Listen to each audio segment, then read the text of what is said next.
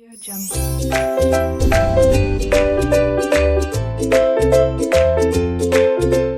Audio Jungle.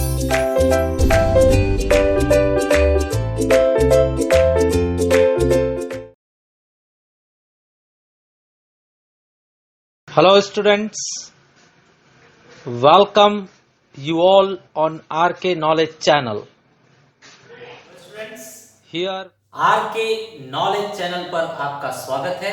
मैं Prem sir R K classes से आपके लिए 9th standard math subject part 2 में प्रैक्टिस सेट 3.4 बोर्ड पर लिया गया है। स्टूडेंट्स, इसके अंदर देखिए क्या है। क्वेश्चन का सॉल्यूशन बहुत ही छोटा है। दे आर सेइंग ये एंगल बाइसेक्टर है। एंगल बाइसेक्टर मतलब आपको पता होना चाहिए, अगर कोई भी एंगल है उसके बिल्कुल बीच से अगर लाइन जा रही है, मतलब सेम दो भाग करते हुए, ये भाग और ये भाग सेम साइज का है, तो हम इसे कहेंगे एंगल बाइसेक्टर। और एंगल बाइसेक्टर का रूल होता है कि एंगल बाइसेक्टर पर कोई भी पॉइंट ले लीजिए तो वो दोनों सेगमेंट से, दोनों साइड से सेम डिस्टेंस पर होगा। मतलब ये जो है पॉइंट, वो यहां से इस लाइन से डिस्टेंस और इस लाइन से डिस्टेंस उसका क्या है, सेम होगा। करेक्ट है। तो इसे हम एंगल के साइड्स कहते हैं। ये साइड है, ये भी साइड है एंगल का, और ये बाइसेक्टर है। तो बाइसेक्टर के ऊपर कोई भी पॉइंट हो तो वो एंगल के साइड से इक्वी डिस्टेंस होता है, मतलब ये जो डिस्टेंस है वो दोनों क्या होगा, सेम होगा। सिमिलरली स्टूडेंट्स, यहां पर देखिए हमारे पास YA क्या है, बाइसेक्टर है, और बाइसेक्टर के ऊपर पॉइंट A है, इसलिए ये दोनों साइड से क्या होगा, सेम डिस्टेंस पर होगा। मतलब ये डिस्टेंस और ये डिस्टेंस सेम साइज का होगा। अब AX हमें दिया हुआ है कितना, 2। अगर AX 2 है तो AZ भी कितना होगा, 2 ही होगा। खत्म हो गया सॉल्यूशन, बस इतना सा ही है। तो स्टूडेंट्स, इसे लिखकर देखते हैं किस तरह से लिखना चाहिए। तो पहले हम थ्योरम लिखेंगे, जिस थ्योरम से इसे सॉल्व करना है। तो theorem says what, every point on the bisector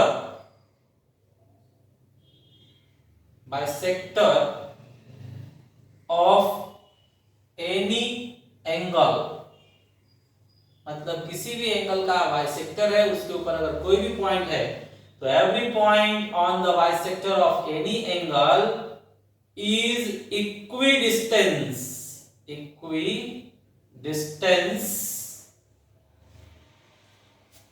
from the sides of the angle. ये आपका थ्योरम है।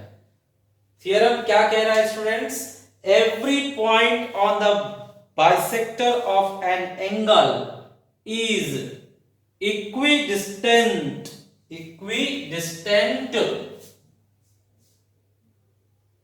From the sides of the angle. तो इसका यही मतलब है कि अगर बाइसेक्टर के ऊपर कोई भी पॉइंट है तो एंगल के साइड से वो क्या होगा, सेम डिस्टेंस पर होगा। मतलब ये डिस्टेंस और ये डिस्टेंस सेम होगा। इस बात को हिंदी में कैसे कहेंगे, हिंदी में कहा जाएगा प्रमेय। हिंदी में कहेंगे प्रमेय। किसी कोण के समद्विभाजक पर स्थित बिंदु कोण की भुजाओं से समदूरस्थ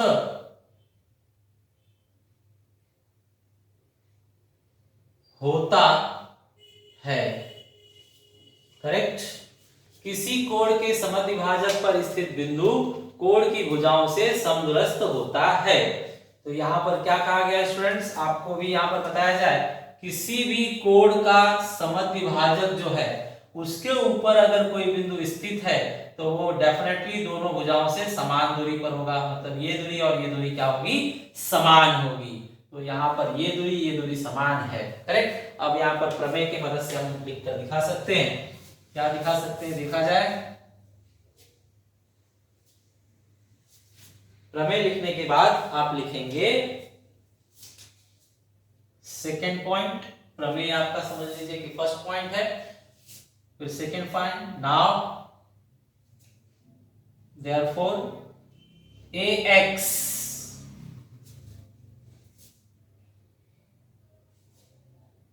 is equal to az।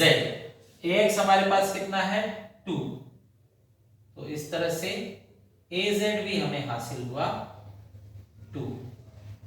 बस इतना ही काम है, करेक्ट। स्टूडेंट्स, ये आपका सेकेंड क्वेश्चन है। इस क्वेश्चन को सॉल्व करने के लिए क्या दिया गया है मैं पहले आपको बताता हूं। PT परपेंडिकुलर ST, PT जो है वो ST पर परपेंडिकुलर है, मतलब 90 डिग्री बना रहा है। PR SR पर 90 डिग्री बना रहा है, PR SR पे 90 डिग्री, तो ये 90 डिग्री दिया हुआ है। RST 56, RST मतलब ये पूरा एंगल दिया है हमें 56। PR is equal to PT, PR और PT सेम साइज के हैं, ऐसा हमें दिया हुआ है। तो स्टूडेंट्स, आपको पता होना चाहिए हमारे पास एक और थ्योरम है। थ्योरम ये है कि इन लोगों ने बता दिया कि ये दोनों साइड सेम है, तो अगर ये पॉइंट दोनों साइड से सेम डिस्टेंस पे हैं तो ये फिक्स होता है कि जिस लाइन पर ये पॉइंट है वो लाइन जो है एंगल की बाइसेक्टर होगी। बाइसेक्टर मतलब कोण समद्विभाजक होगी, मतलब ये दोनों को सेम साइज में काटती हुई जाएगी, करेक्ट है। तो लाइन क्या है मैं बता दूं, any point equidistant from the sides of a angle, मतलब कोई भी पॉइंट अगर साइड से इक्वल डिस्टेंस पर है, then it lies on the bisector of that angle, तो उस एंगल के बाइसेक्टर पर ही वो पक्का होगा। आपका स्टेटमेंट क्या है मैं लिखकर दिखाता हूं। Any point equidistant from the sides of an angle is on the bisector of the angle। यहां लिखा जाए थ्योरम।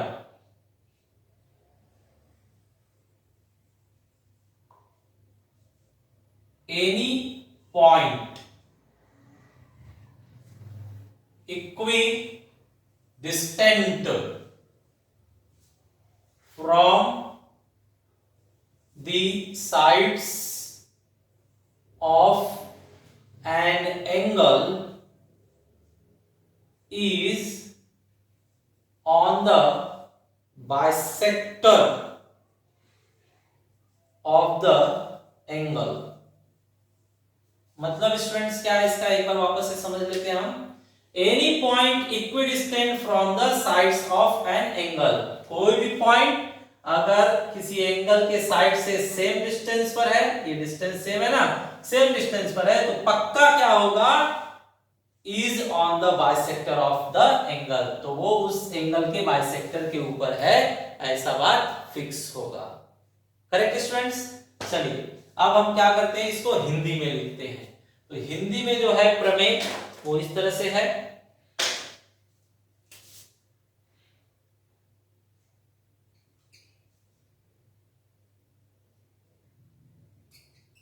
किसी कोण की भुजाओं से समदूरस्थ बिंदु उस कोण के समद्विभाजक पर स्थित होता है।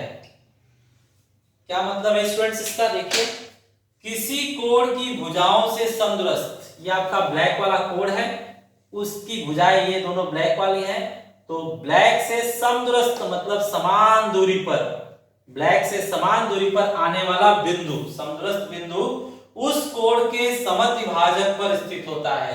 तो डेफिनेटली उस कोण का जो समद्विभाजक है उसी के ऊपर वो होगा।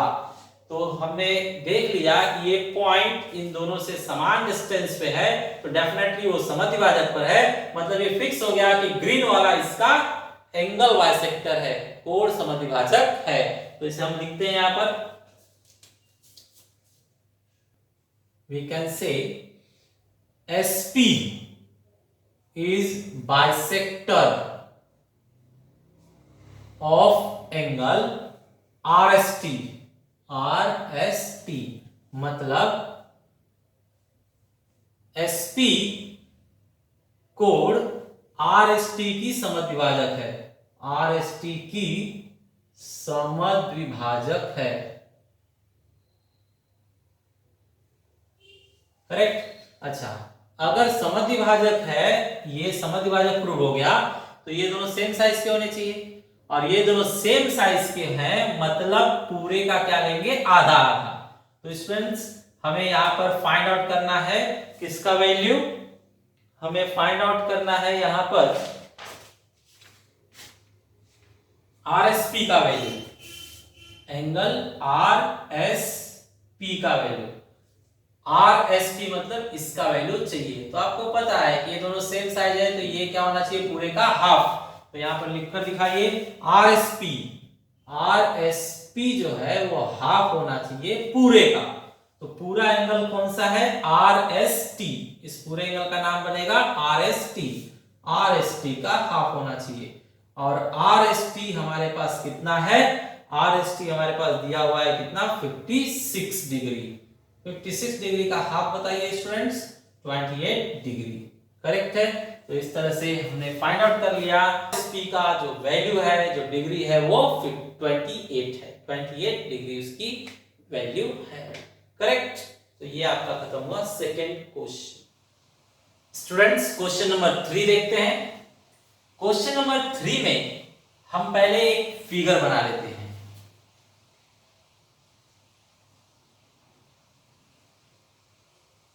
इन्होंने कहा है सबसे बड़ी साइड QR है, तो QR सबसे बड़ी 12, सबसे छोटा PR है 8, सबसे छोटा PR है 8, और PQ है 10। तो स्टूडेंट्स आपको पता होना चाहिए, जो साइड सबसे बड़ी होगी उसके सामने का एंगल भी सबसे बड़ा होगा। ये सबसे बड़ा है तो इसके सामने का एंगल भी सबसे बड़ा होगा। जो सबसे छोटा है, सबसे छोटा 8 है, तो उसके सामने का साइड भी सबसे छोटा होगा। करेक्ट, ये रूल है। क्या, साइड अगर सबसे बड़ी है तो उसके सामने का एंगल भी सबसे बड़ा होगा। साइड अगर सबसे छोटी है तो उसके सामने का एंगल भी सबसे छोटा होगा। Correct students. तो इसी चीज को अभी हम लोग लिख कर देखते हैं। बताइए, यहां पर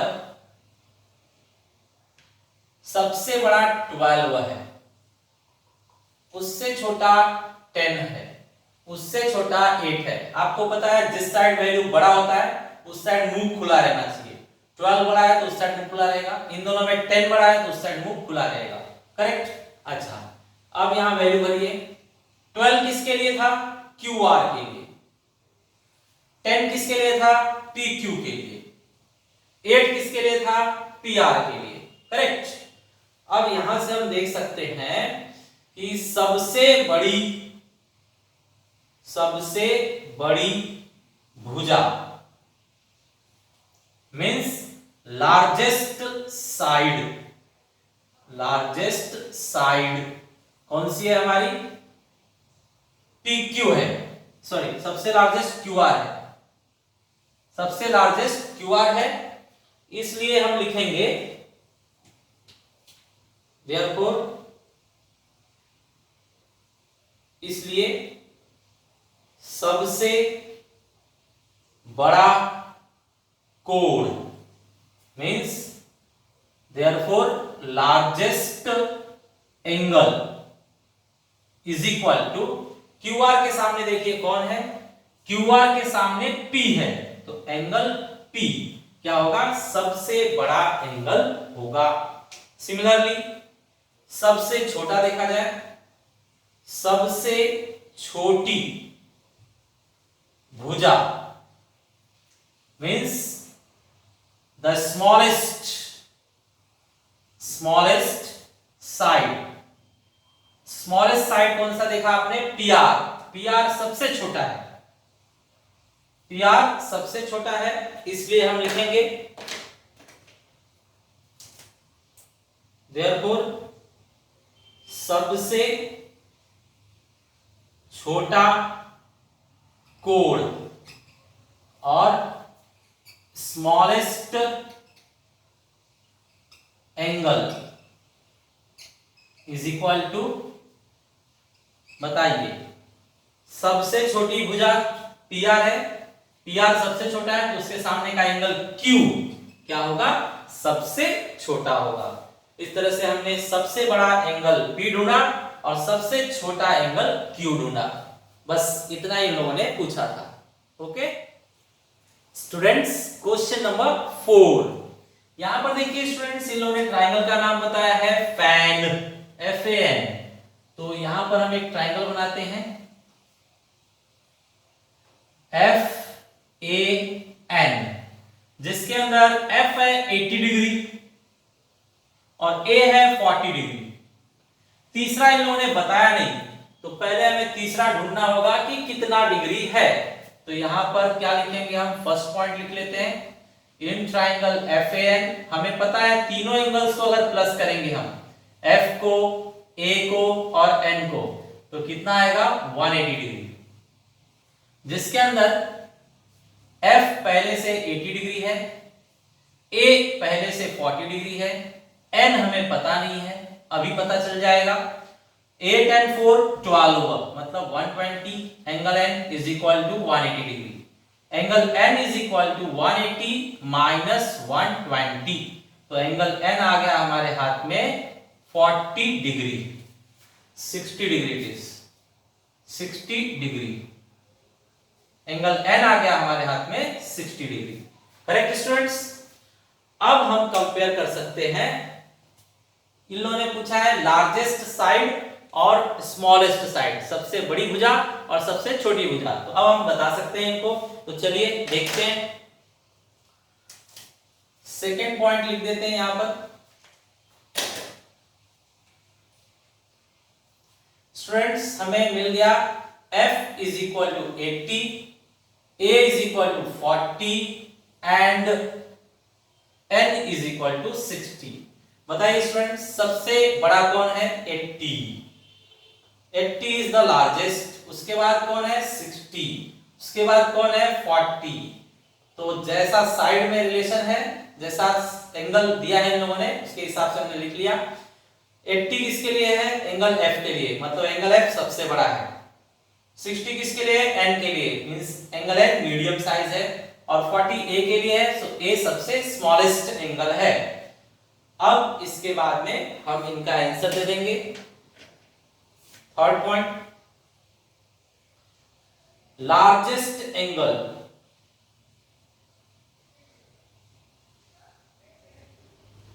लार्जेस्ट एंगल मतलब सबसे बड़ा कोण, सबसे बड़ा कोण कौन सा है बताइए, F है, एंगल F। इसलिए लार्जेस्ट साइड मीन्स सबसे बड़ी भुजा, सबसे बड़ी भुजा बताइए कौन होगी, F के सामने का। F अगर सबसे बड़ा है तो उसी के सामने की भुजा सबसे बड़ी होगी, मतलब AN सबसे बड़ा होगा, तो यहां लिखा जाएगा AN। Similarly next one students, smallest का देखा जाए, स्मॉलेस्ट एंगल मीन्स सबसे छोटा कोण। सबसे छोटा कोण कौन सा है बताइए, A सबसे छोटा है, इसलिए स्मॉलेस्ट साइड मतलब सबसे छोटी भुजा। ए के सामने बताइए, ये सबसे छोटा है तो उसके सामने का ये सबसे छोटा होगा, कौन? Fn। यहां लिखा जाएगा Fn।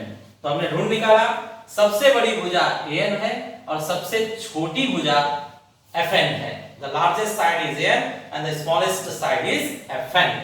Correct students? Students, question number 5। Student question number 5 में इन लोगों ने कहा है कि हमारे पास एक इक्विलैटरल ट्रायंगल है, हिंदी में समबाहु त्रिभुज, मतलब इसकी तीनों साइड्स इक्वल है, AB BC AC। AB equal है BC इक्वल है AC। अगर ये तीनों साइड इक्वल है तो तीनों एंगल भी इक्वल होंगे, ऐसा हमें प्रूव करके दिखाना है। तो चलिए दिखाते हैं। तो फर्स्ट पॉइंट में मैं लिखता हूं, in triangle ABC side AB is equal to side AC। ये हमें गिवन है, मतलब दत्त है, दिया हुआ है, गिवन। अगर दो साइड इक्वल है तो डेफिनेटली दो एंगल भी इक्वल होंगे इनके सामने वाले, तो AB और AC।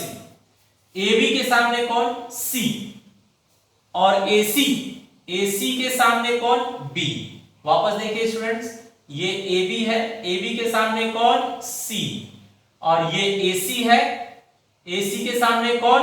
B। ये दोनों एंगल इक्वल होंगे क्योंकि साइड्स इक्वल है तो सामने के एंगल भी इक्वल होते हैं। तो AB के सामने वाला C और AC के सामने वाला B, ये दोनों क्या हो जाएंगे? सेम। हम लिख सकते हैं समद्विबाहु त्रिभुज के गुणधर्मानुसार, समद्विबाहु त्रिभुज के गुणधर्मानुसार means property of isosceles triangle, isosceles triangle. Correct. अच्छा, अब यहां स्टॉप कीजिए, नेक्स्ट चालू करते हैं। इन ट्रायंगल ABC, एक बार फिर से AB इज इक्वल टू अब BC लीजिए, मींस AB और BC, ये क्या हमें दिया हुआ है, मतलब दत्त, इंग्लिश में गिवन। ठीक है, ये हमें दत्त है। अब स्टूडेंट्स बताइए, AB और BC सेम है, AB एंड BC सेम है तो इनके सामने का एंगल भी इक्वल होगा। तो AB के सामने कौन? C और BC के सामने कौन? A। तो AB के सामने का C और BC के सामने का A इक्वल होंगे, AB के सामने का C और BC के सामने का A इक्वल होंगे। फिर वही कारण, सेम रीजन, समद्विबाहु त्रिभुज के गुणधर्मानुसार means property of isosceles triangle. ठीक है, अब इन दोनों को मैच कीजिए, इन दोनों को मैच किया जाए from first and second. First में देखिए angle C is equal to angle B है, angle C is equal to angle B, और यहां पर angle C is equal to angle A है, मतलब C के लाइन में A को लिख सकते हैं, तो C के लाइन में B को और C के लाइन में A को भी लिख सकते हैं। तो C के लाइन में B और C के लाइन में A को भी लिख दिया गया, फ्रॉम फर्स्ट एंड सेकंड हमने ज्वाइन कर दिया। अब हम लोग यहाँ पर सीरियल में कर देते हैं, angle A is equal to angle B is equal to angle C, मतलब तीनों एंगल हमने इक्वल प्रूव कर दिया। करेक्ट है स्टूडेंट्स? तो यहाँ पर लिखेंगे therefore triangle ABC is an equiangular triangle, equiangular triangle, ऐसा हमने प्रूव कर दिया। हिंदी में लिखेंगे त्रिभुज ABC एक समकोणीय त्रिभुज है। ठीक है, this way it is over. Students, जो भी क्वेश्चन बताया गया आप एक बार बिना देखे उसे सॉल्व कीजिए, प्रैक्टिस कीजिए। Thanks for watching video.